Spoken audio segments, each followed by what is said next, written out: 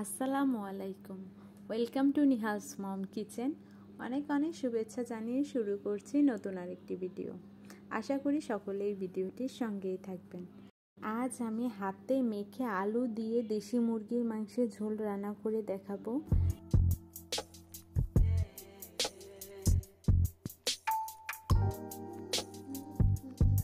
এর জন্য প্রথমে একটি পাত্রে 1 চামচ রসুন বাটা, 1 চামচ আদা বাটা, হাফ চামচ হলুদ গুঁড়ো, 1 চামচ মরিচ গুঁড়ো, 1 চামচ ধনিয়া ও জিরে গুঁড়ো, 1 চামচ মাংসের মশলা, স্বাদমতো লবণ, পরিমাণ মতো তেল দিয়ে মশলাটা ভালোভাবে মুরগির মাংসের সাথে মিশিয়ে নেব।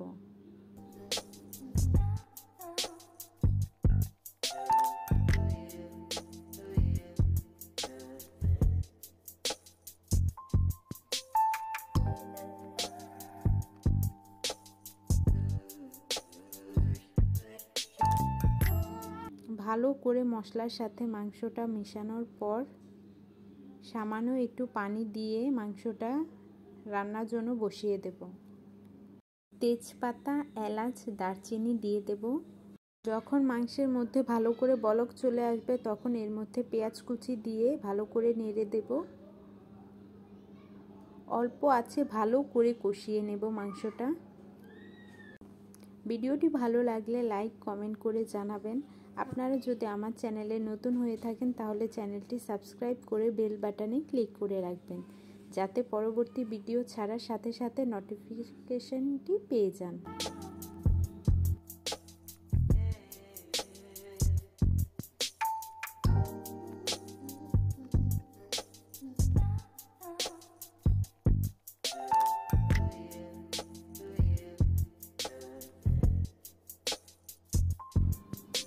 মাংসটা যখন ভালো করে কষে আসবে কেটে রাখা আলুগুলো দিয়ে দেব। আলু দিয়েও বেশ কিছুক্ষণ সময় কষিয়ে নেব।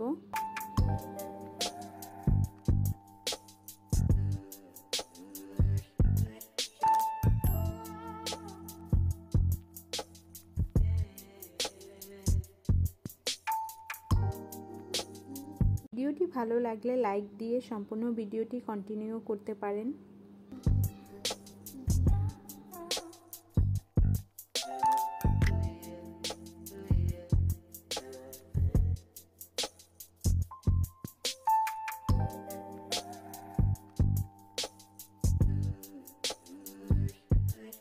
যখন ভালো করে আলু সহ কষানো হয়ে আসবে তখন এর মধ্যে পরিমাণ মতো ঝোলের জন্য পানি দিয়ে দেব।